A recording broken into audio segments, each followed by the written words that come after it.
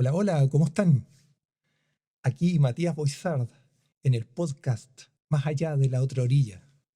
Y como siempre, y debo decirlo, esta vez sí es como siempre, les agradezco que estén compartiendo conmigo este espacio de descargo y de, bueno, ustedes saben, básicamente escuchar al autor hablar de las cosas que le van pasando todos los días o casi todos los días.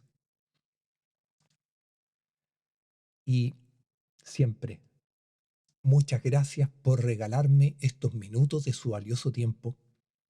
Yo sé que siempre tenemos al menos una excusa para poder decir, ya no tengo tiempo para escuchar podcast, ya no tengo tiempo para salir con mis amigos, ya no tengo tiempo para sacar a mi mascota, no tengo tiempo para hacer deporte, para ejercitarme. Uno siempre está buscando excusas para no hacer cosas, porque uno alega, sí, el día a día me está consumiendo. Y sí, es cierto, el día a día nos consume.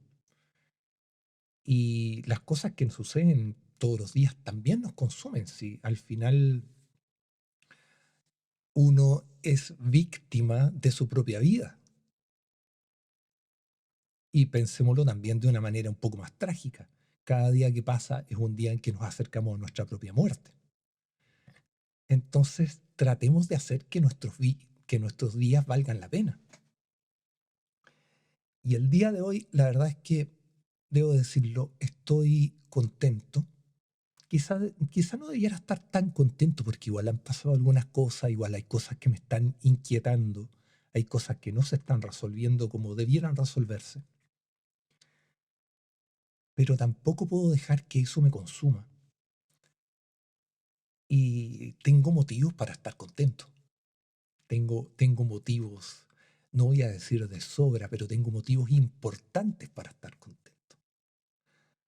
Así que lo primero que les voy a compartir, y a aquellos que no me siguen en Instagram, probablemente no estén enterados de esto, pero el día de ayer firmé contrato de coedición con la editorial Pluma Negra, una editorial chilena, una editorial pequeña, muy discreta,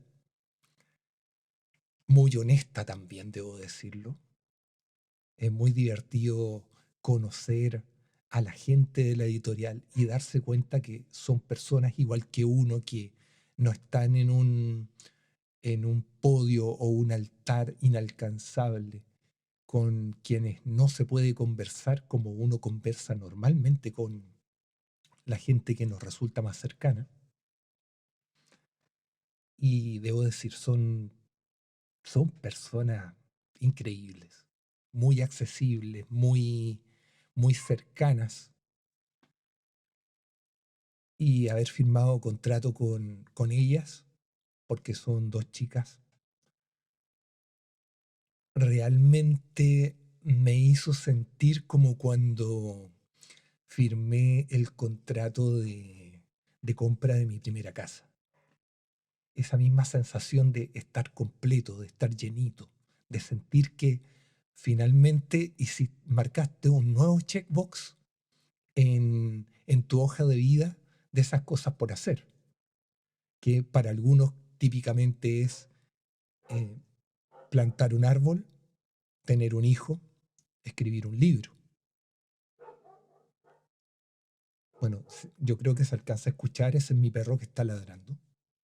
Ya una muestra más de que estamos en vivo grabando esto y estamos en vivo grabando en circunstancias, más bien, no circunstancias, más bien condiciones, en condiciones subóptimas, ya que esto no es un estudio de grabación, no propiamente tal, a pesar de que sí está equipado como si fuera un estudio. Y, y claro, se nos cuelan los ruidos de afuera. Ya, o sea, si aliento que el timbre va a sonar el timbre y voy a tener que cortar la grabación. Ahora podría también hacer eso mismo en este proceso, detener la grabación y empezar a grabar de nuevo. No lo voy a hacer. Yo siempre busco un poco la honestidad en el proceso de grabación de cada episodio del podcast. salvo cuando ya es algo demasiado fatal que es una interrupción, me atoré o pasó cualquier cosa que realmente exija que tenga que detener la grabación. Pero habitualmente trato de seguir con mi, entre comillas, pauta de improvisación inicial, porque también, si bien es cierto, los episodios tienen una idea central, tampoco es que estén pauteados. Bueno, siguiendo, como les iba diciendo, me siento contento, porque primero fue que hayan seleccionado mi libro en una convocatoria de recepción de manuscritos. Eso ya lo comenté en el episodio anterior. Y obviamente esto va a demandar un trabajo. Ya las primeras eh, ideas son que el libro ojalá saliera en abril. No sé si en la primera semana de abril o a mediados de abril, pero es más o menos la fecha que está prevista. Sería muy simpático que el libro terminara siendo publicado para mi cumpleaños, porque yo cumplo años en abril, o para el cumpleaños de mi madre, que también cumple años en abril. Digamos que abril es un mes bastante cargado en ese sentido. Y por otro lado sigue el tema de las convocatorias. Me enteré a través de los correos de aviso que te envían las editoriales en las que uno participa cuando decides participar en una convocatoria internacional de poesía, de cuento o de lo que sea, que nuevamente salí seleccionado en un par de convocatorias. Y acá les voy a leer un poco los correos. Los correos son, bueno, algunos son bastante genéricos, otros tienen un matiz un poco más interesante. Y acá pasa que, a ver, creo que les había, no sé si les había compartido esta, pero, a ver, deja ver. Que también suele suceder que uno tiene tantos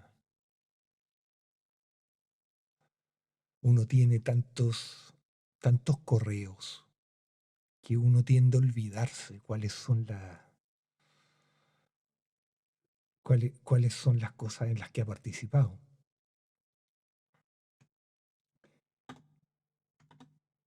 Y estos son, bueno, son los dos últimos. Bueno, l- no sé si les comenté que uno de los, un- bueno, em, bueno, ya les comenté que salí seleccionado en el concurso de tema libre, que es un concurso en el que derechamente mi cuento salió ganador. Salí también seleccionado en un concurso de historias en miniatura. Y acá vienen las cosas bonitas, o en realidad más bonitas que las habituales. Convocatoria internacional de cartas, y mandé una carta, obviamente es una carta sin enviar. Y acá se dirigen a mí como, bueno, ustedes ya saben, ya conocen mi identidad, pero me la voy a omitir.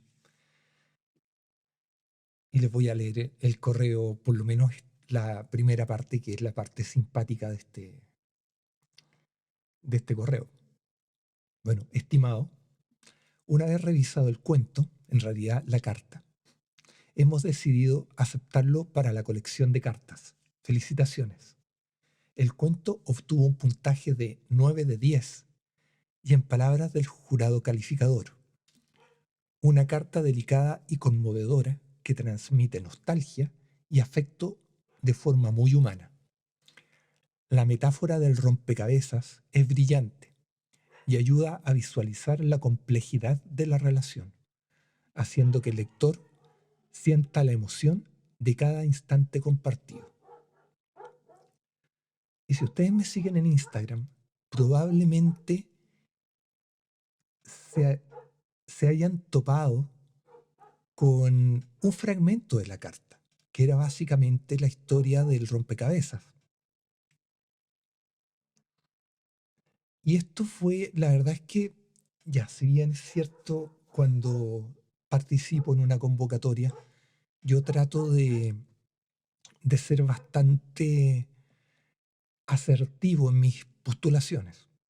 Esto quiere decir que no voy a enviar un poema o un cuento que yo no considere que sea un candidato que tiene posibilidades para poder ganar o salir seleccionado. Y ahí esto lo digo sin ningún tipo de arrogancia. O sea, en el fondo, uno quiere participar en algún tipo de convocatoria y lo más seguro es que termine enviando algo que uno piensa, oye, tiene posibilidades. Porque si no, o sea, el no siempre lo tienen. Si no participan, es lo mismo que les dijeran que no. Pero si consideran que tienen una pieza que efectivamente es un candidato que tiene posibilidades o que a su criterio puede tener posibilidades de ganar, o al menos de salir seleccionado, mándenlo. Como digo, el no ya lo tienen. Y hay que atreverse. Al final mucho del trabajo de autor, una es escribir mucho. Hay que escribir mucho, estar constantemente creando, plasmando tus ideas en un cuaderno o transformándolas en palabras. Es como el músico. Los músicos más eh, prolíficos están constantemente creando. Y es un proceso que tiene que ser de esa manera. Uno no puede dejar de crear. Uno tiene que crear. Esa es la idea. Entonces, eh, bueno, acá yo sabía que esta carta tenía posibilidades, pero incluso me había olvidado de esta convocatoria. Y fue una muy grata sorpresa enterarse que había salido seleccionada. Y por otro lado, también participé en... No, miento, la de cartas sí la tenía presente, pero la que viene ahora, la que les voy a comentar, de esta sí me había olvidado. Y es una convocatoria de poesía de temática libre. Y nuevamente, poesía de temática libre, es decir, puede llegar cualquier cosa. Y si bien es cierto acá la evaluación em, no tiene el detalle que incluyó el otro correo, acá también es, querido escritor o escritora, tu poema ha sido seleccionado para aparecer en la antología de poesía temática libre. Felicitaciones. Tras una exhaustiva evaluación de los poemas recibidos, nos complace comunicarte que has sido seleccionado como uno de los 145 finalistas entre los 384 participantes. Y bueno, obviamente acá después ya empiezan las consideraciones de publicación y coedición, porque yo ya les había comentado, las convocatorias, al menos las convocatorias en las que he participado y que son de origen latinoamericano, contemplan que cualquier poema o cuento o carta, o monólogo, o lo que sea. Micro, microhistorias, micropoemas también. Cualquier escrito que salga seleccionado, y estamos hablando de seleccionado como finalista, ya no que sea ganador. Los ganadores, bueno, los ganadores tienen otro tipo de tratamiento, porque en el fondo es el que ganó el concurso. Acá uno es un seleccionado más entre todos los participantes. Y acá pensemos que son 384 a 145 es, no sé cuál es el porcentaje, pero es, no es un porcentaje tampoco que sea despreciable. O sea, estamos pensando, no hubo tantos participantes. O sea, 384 participantes tampoco es tanto.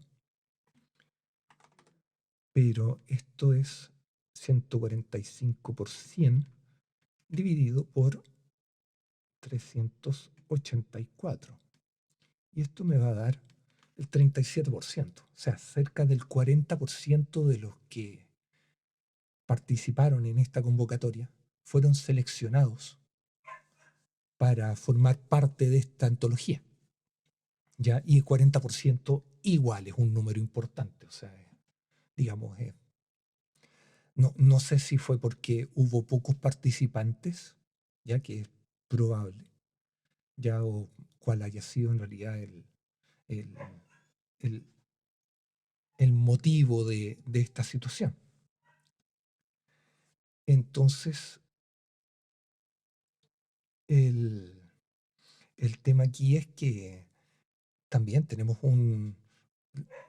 tengo la medalla de poesía libre y tengo la medalla de cartas, que eran, entre comillas, medallas que no tenía, más la firma del contrato. Entonces uno empieza a pensar, oye, hay algo que está pasando aquí, o estoy postulando, o más bien, estoy participando en demasiadas convocatorias, que también es algo que puede suceder y algo bastante válido,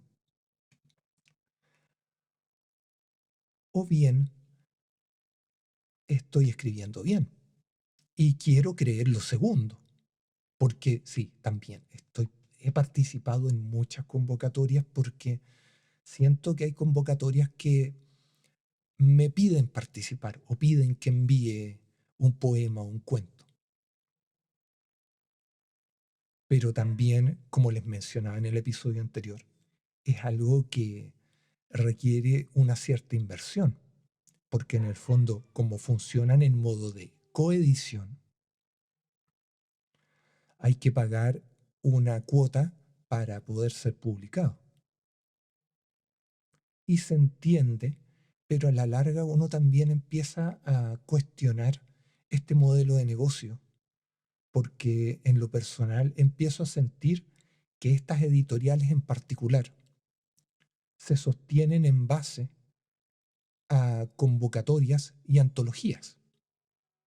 O sea, pensemos, en el caso de, y acá les voy a compartir los montos para que tengan una idea. Para el caso de las, a ver, para los poemas, son 145 los seleccionados. Y cada uno de estos 145 tiene que pagar una cuota de casi $20. Entonces, volvemos a la calculadora y empezamos a ver el modelo de negocio, empezamos a ver cómo funciona. Son 145, digamos por 20, voy a redondear. Ya, voy a redondear para abajo, voy a ser generoso y voy a redondear a 18.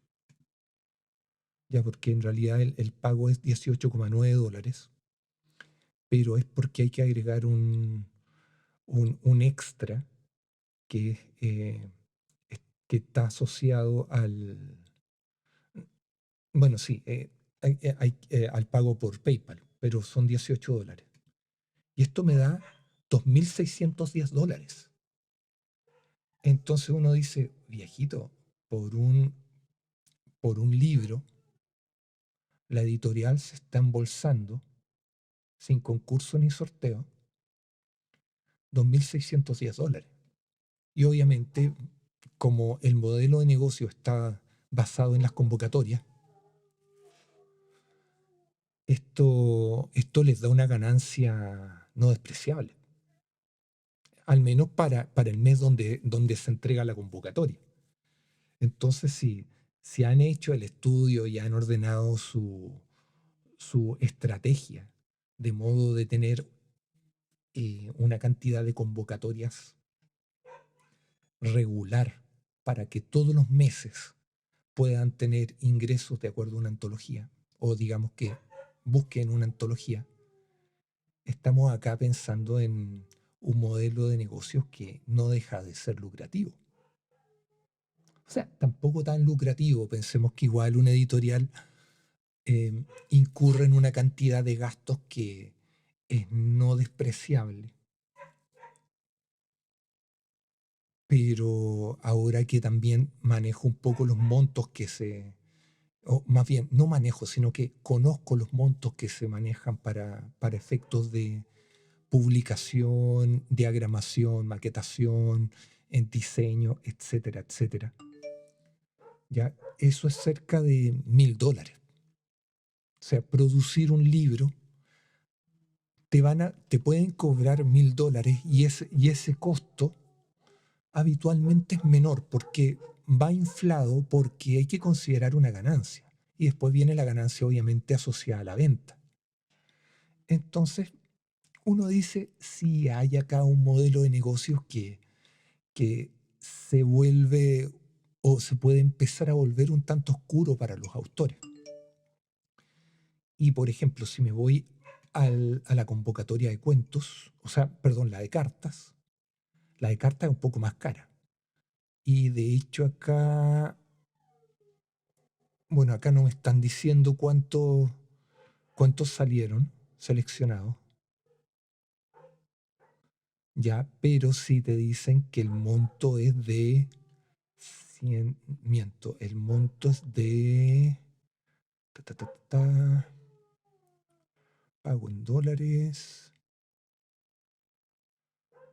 son $57 o cerca de 50.000 pesos chilenos.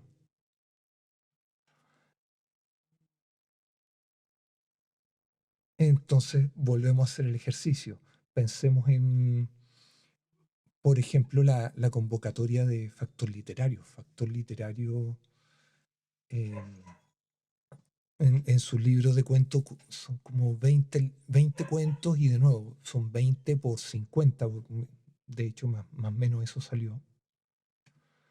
Entonces, hacemos el ejercicio, 20 por 50. Estoy inventando, o sea, estoy pensando que es un libro que tiene 20 cuentos, probablemente tiene más. 20 por 50 ya te da 1.000, ya te da $1.000. Entonces uno dice, ok, supongamos que fueron 100 o los que hayan sido, pero es un modelo que a la larga se vuelve un poco lucrativo y se vuelve lucrativo mientras más pequeña eh, mientras más pequeño es el escrito que se está recibiendo. Ya pensemos que una convocatoria de poesía va a recibir más poesías de lo que, de lo que podría recibir en términos de cuentos. Entonces, ahí uno apuesta a un modelo de negocio que va por venta por volumen prácticamente. O sea, uno dice, no voy a pagar tanto, o sea, no te voy a pedir un pago tan alto. Sin embargo, como son tantos, sí tengo un ingreso que es un poco mayor.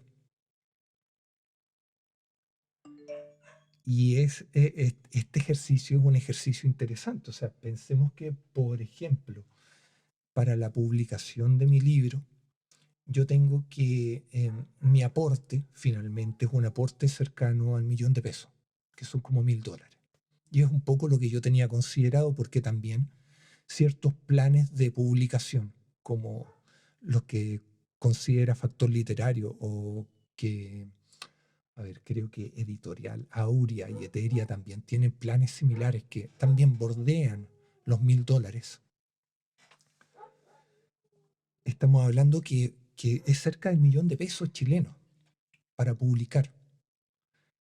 Y en mi caso, con el contrato de coedición con la editorial, esto considera una cantidad de impresiones físicas, que estos son 100 impresiones físicas. Yo tengo derecho a una copia, entre comillas, de cortesía para mí como autor. Y tengo también acceso a un descuento por la compra de copias.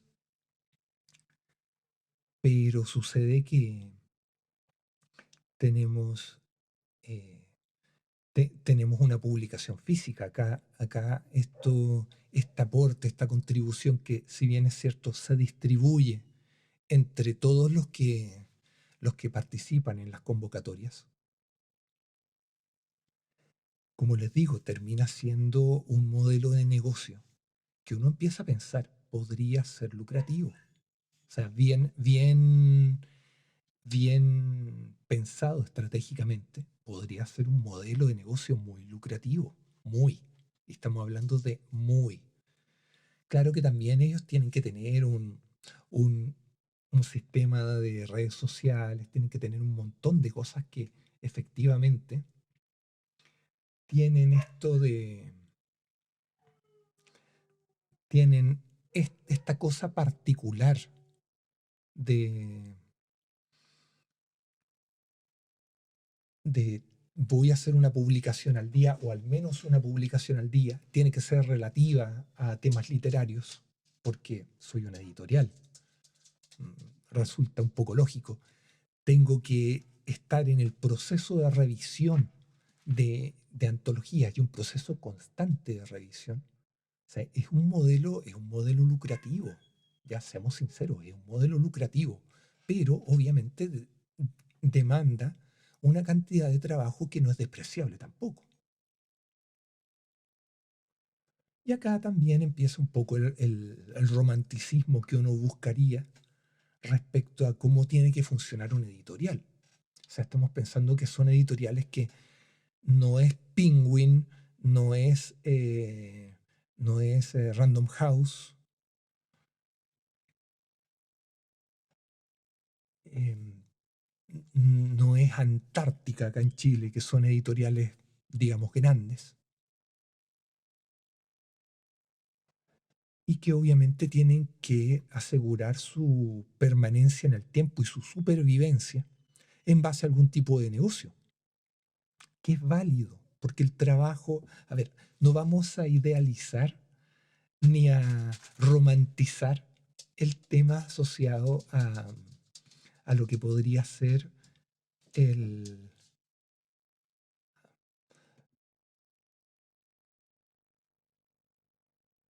No vamos a romantizar el tema de el negocio, o sea, de lucrar con un trabajo. Ya no vamos a romantizar eso. Podríamos decir, no se debe lucrar con la educación, no se debe lucrar con la salud. Pero acá estamos hablando de, ok, uno podría tirar esta línea súper delgada que es, ok, pero el libro es cultura, es educación. Pero hay un negocio detrás, alguien tiene que pagar el trabajo que se hace con esto. Entonces, ¿es un precio justo o es un cobro justo? Y uno dice, me encantaría poder decir, no sé si que no, decir, oye, es que los libros, la cultura debiera tener un precio que en el fondo te asegurara un monto para sobrevivir. Y probablemente sea así porque uno desconoce también cuál es la cantidad de gente que está trabajando con estos equipos.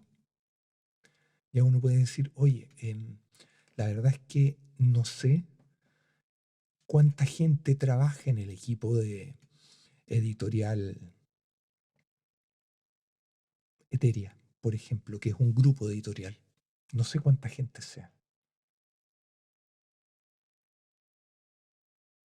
y probablemente lo que cobran porque uno tenga su obra finalmente publicada en un libro con el código ISBN, que obtenga también esta publicidad en redes sociales, puntualmente en Instagram. Ya es obviamente un trabajo que tiene que ser remunerado, alguien tiene que pagar por eso. Y acá es donde yo les digo, no hay que romantizar esto del, de estos cobros. Uno no tiene que romantizarlo, porque es trabajo. El trabajo tiene que ser pagado. O sea, pensemos ustedes en sus trabajos, en sus trabajos diarios. Imagínense a fin de mes no recibieran el sueldo. ¿Cómo pagan eh, el arriendo o el dividendo de sus casas? ¿Cómo pagan las cuentas? ¿Cómo compran mercadería para asegurarse de la comida? ¿Ya? Y acá me puse a filosofar respecto a otro tema. O sea, finalmente el trabajo, uno puede ser escritor. Yo no quisiera que nuestro trabajo de escritor fuera efectivamente remunerado. Acá yo estoy apuntando al reconocimiento, a hacerme conocido. Lo que no estoy gastando en publicidad lo estoy pagando en las convocatorias. Es un costo que he asumido porque en el fondo no estoy comprando seguidores, estoy apuntando al tráfico orgánico, a hacerme conocido. De hecho, em, hace una hora, quizá un poco más, le envié el libro Esa peligrosa orilla a un chico que me lo pidió por Instagram. ¿Por qué? Porque llegó a mí a través del, del video donde anuncian que fui el ganador del concurso de cuentos de temática libre de Editorial Polifonía.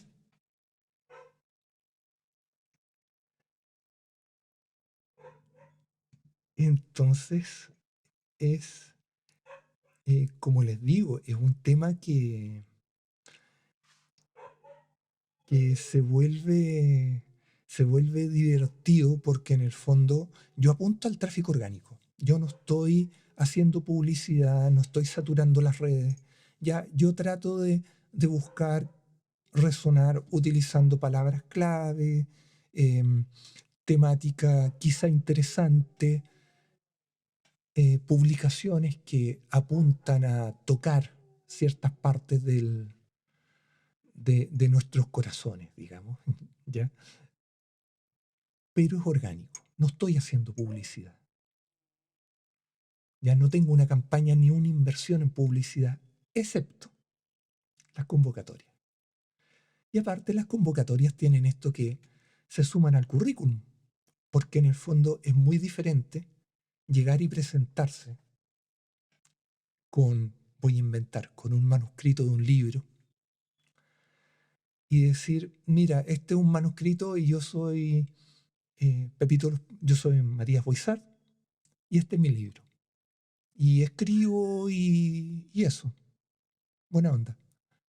Es muy diferente a decir, bueno, gané el concurso de cuentos de temática libre de Editorial Polifonía, salí seleccionado finalista en la convocatoria y empezar a enumerar un poco los reconocimientos que te va dando un jurado que resulta no ser cercano a ti. Y por otro lado, tenemos que,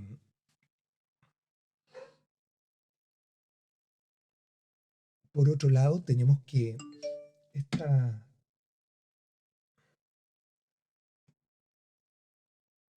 eh, puta. Por otro lado, tenemos que estos reconocimientos son por terceros. Es un tercero que está validando que lo que hiciste es bueno. Ya no es la recomendación de un cercano, de tu mamá, de tu papá o algún familiar o tu pareja o quien sea.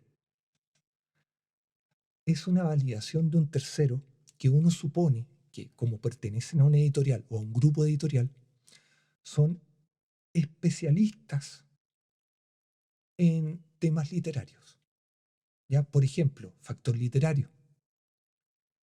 El J.C. Sánchez es doctor en literatura.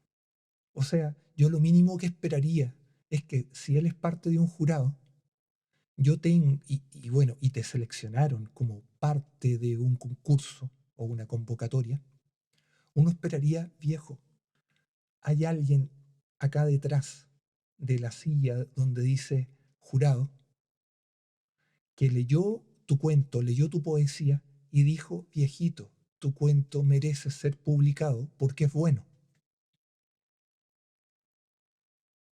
Así de simple. Alguien que conoce, que sabe, está reconociendo que lo que haces es un producto, porque finalmente es un producto de calidad. ¿Y qué quieren que les diga? O sea, es un motivo de orgullo sentir que alguien está validando lo que uno está haciendo. Ya va más allá de un par de palmadas en el hombro que te digan, buen trabajo. No, acá te están diciendo y finalmente va a quedar estampado en un libro. Y eso va a permanecer en el tiempo. Y al final, bueno, también depende de qué es lo que uno esté buscando, pero a veces lo que uno quiere es permanencia. Uno quiere no desaparecer en el olvido. Uno puede desaparecer en el olvido local o parcial, ya porque hay gente que decide olvidarte, por lo que sea,